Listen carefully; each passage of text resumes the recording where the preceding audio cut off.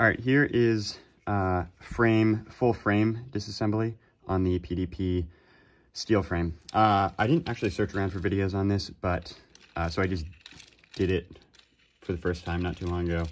And so this is when if you need to swap the trigger out, this is what it looks like here. The actual disassembly is a little bit different up front than the polymer version. So anyway, first part is this rear pin that holds the sear block in. So you need 2 punches. This one's just handy, and then this is the punch that you need to have to be the proper size for these 2 pins. And these are the same size punches. This one back here, and then a couple up here. So this one comes out. Then we have to pop out the slide cap. Thank you for the hammer. I got it. So this one right here, you just start it really quick. This is what use the tape roll so you're not putting force on this and bending it. You just start this one out, and then smaller punch to fit down in through here. That punches that out. This right here, when you take it out, there's this slot groove right here. This comes out like that. That little piece goes up in there. Then, when you take that out, that exposes this pin. But first, taking this out so that you don't lose it. Right in there. And then, this pin can be punched out. I pinch everything out from the left side to the right, and then it goes back in from the right to the left. I don't think that matters, but... So back with this pin, this takes out the locking block.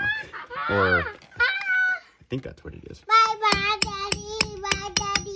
Bye, Daddy. Bye, Daddy. Bye, Daddy. Please, Daddy. So now that pin is out, and then the block can be lifted out. Once that is out, then the trigger can lift up, and then you can take a small punch, and there's a little indent. There's a little hole right here, and I'm assuming this is for disassembly. So you stick down in here, there's a little hole, and you can lift up this cage, or the sear assembly, whatever it's called. So that wiggles out, along with the trigger. And the trigger and that have to come out pretty much at the same time. All right, this whole thing comes out in one piece, like that. And then that bar right here unhooks from the trigger turn spring, and then when you put a new trigger in, or in this case the trigger that it came with, or if you need to clean whatever, this is then fully disassembled, and you can clean everything in here. Don't know how to take the takedown lever out, so don't ask me that. This comes in here, hooks on that spring, and then this whole thing dropped off the track? Dropped off the track. So this right here has to go in nice and straight. So if you try to put it in crooked, then it'll bind up on the metal. So nice and straight, that drops in. When it's new and you haven't had it taken apart, it's a little bit more tricky. So then you got to make sure that the trigger is lined up in here. And so I'll put in locking block back here. Obviously, if you have this apart, you probably want to clean stuff. But I already did that. So block goes in. This is temporarily going to go in, because if you don't put this...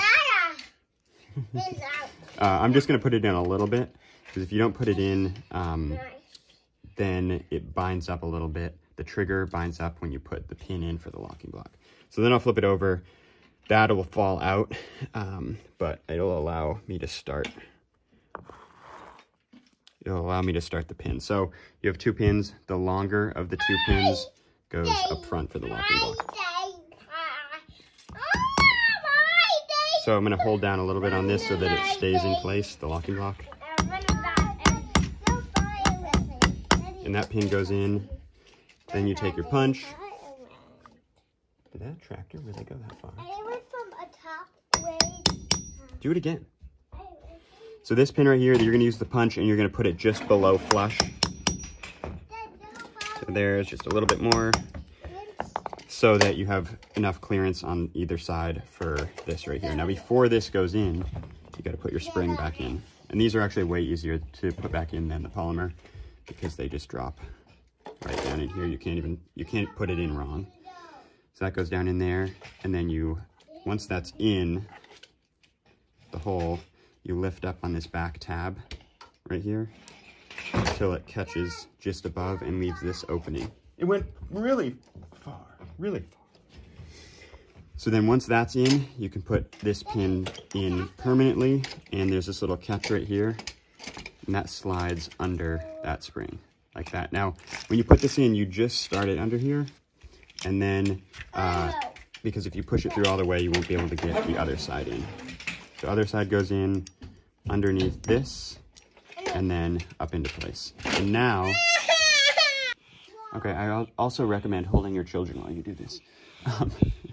So once this is in, then you have to hammer this side, and you probably want to use a brass hammer, but I don't have one of those. And to do this, you have to put this on a hard surface and then hit this side. So I'm going to use the tape roll, but you could do whatever. So now I'm going to hit the back of this right here, and you'll feel it kind of seat, and then you can check it by looking at this and making sure that there's no play going back and forth. So there's a little bit, I can go a little further. Toesies, toesies. All right, so now only a tiny bit of play in it, and that's all the way in. This freely moves up and down. Then this pin can go back through over here. So that pin is the shorter of the two, wherever it went. There it is. Shorter of the two pins. This goes right here through the other side. Before I do that, I'm going to check it with this one because this goes through the plastic piece of the actual, there's a retaining pin that's plastic. And so I'm going to check it with this punch. I'm going to put this punch all the way through that makes sure it's aligned before I go driving a metal pin through a plastic, misaligned plastic retaining pin. So this goes here. This pin goes in much easier than the other one. There's less resistance on the metal. It's just through the metal on either side. Then this right here, same thing, just below flush, and then you kind of just make it even on both sides. So I can go a little bit more. All right, that is the full disassembly of the frame. You can check everything here, put the slide back on, make sure everything's good. And there you go.